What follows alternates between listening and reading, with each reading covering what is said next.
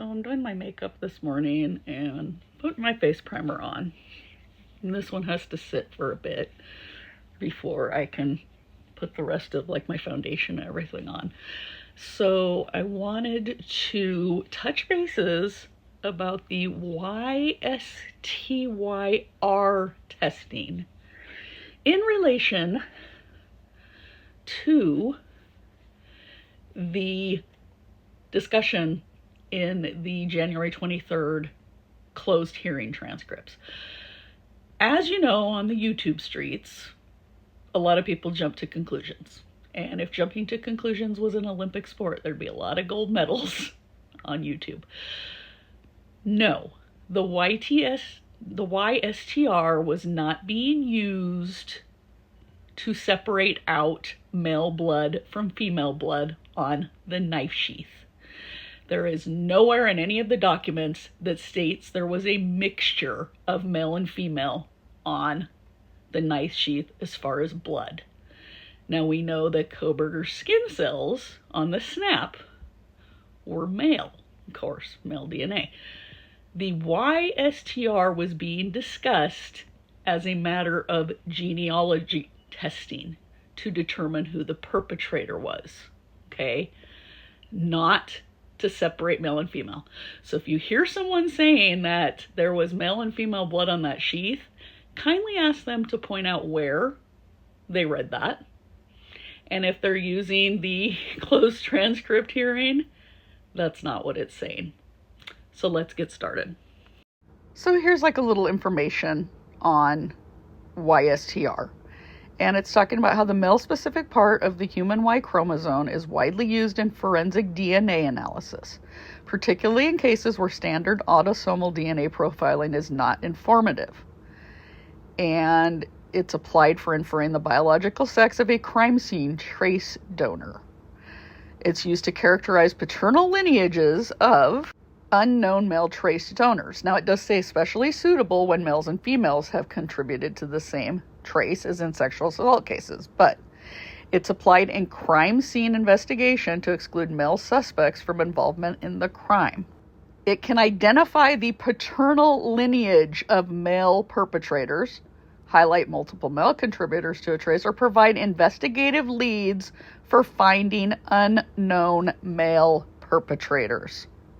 Now, this is from the Family Tree DNA website, and it talks about the Y-STR testing because it uses this on this particular genealogy website.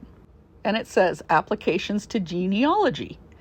Over time, the changes in the Y chromosomes build up to create a unique Y-STR signature that is unique to specific lineages. These signatures rarely go more than a few hundred years without significant changes. They're an effective way to identify men who share a paternal ancestor within relatively recent times. Now, this particular site was set up to help African Americans find their origins, so that's why it mentions ancestors in Africa. But it says our Y-DNA marks the path from our direct paternal ancestors in Africa to their locations in historic times. Your ancestors carried their Y-DNA line on their travels. The current geography of your line shows the path of this journey. You can learn about the basics of your line's branch on the paternal tree from your predicted branch placement. This information comes from scientists who study the history of populations across geography and time using Y-DNA. And then I jump down to the bottom and it says your branch on the tree tells you where your paternal ancestors are present today about their likely migration paths. This is your Y-DNA haplogroup. Now, even Wikipedia, because I know some of you love using Google and Wikipedia, even Wikipedia says that the Y-STR is a short tandem repeat on the Y chromosome. Y-STRs are often used in forensics, paternity, and genealogical DNA testing. So what have we determined there? The Y-STR is often used to determine lineage. It can be used to determine genealogy to track down a suspect. So with that in mind, let's read from the transcript from the January 23rd. So this is when they were talking to Matthew Gamet, and this is on page 96. And it was after he talked about when he accompanied the sample to Houston. And they asked if he had further communications. And he said, so I had communications to my memory with them about what type of analysis we were asking them to do. Also, what type of searching.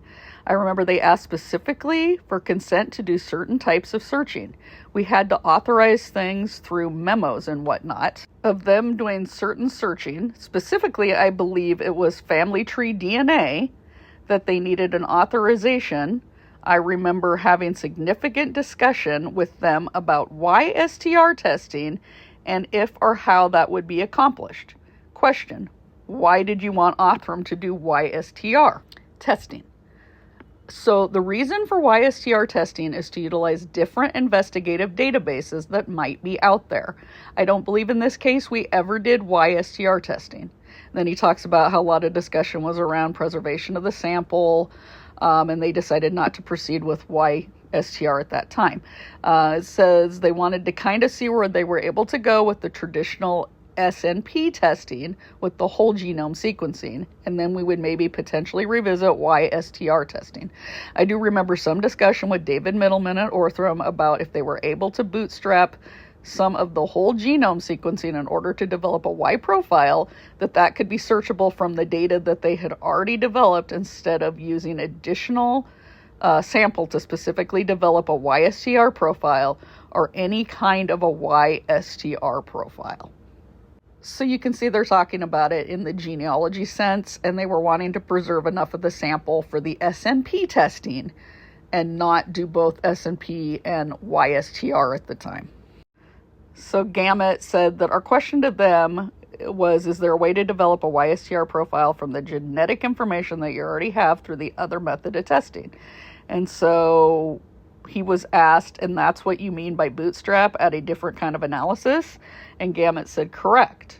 And he was asked, why would you want to do that? And Gamut said again, to see if there was a potential to search the Y database that might be available out there to identify genetic lineage. So he was asked, what does that mean, genetic lineages? It says, so a Y chromosome is passed down from father to son, and so we would be looking to see if we can identify a family lineage through tracking the Y chromosome DNA from father to son to grandfather, all the way down to grandson, and potentially over multiple generations. So it would tie us to a family line that could be investigated further. Did Othram bootstrap and get the Y-STR profile for you? Answer: to my knowledge, they never did anything with Y-STR testing. Okay, so as you can see right there, that whole conversation was in relation to genetic lineage.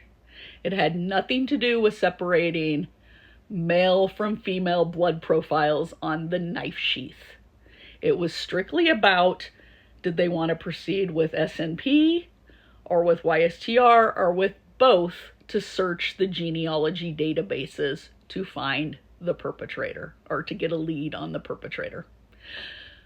So, what did we learn today? We learned that the Y-STR profile they were discussing was in relation to finding the suspect, to searching databases, not because the blood on the sheath was mixed male and female. The more you know. As always, let me know if there's anything you'd like me to discuss, and have a great weekend.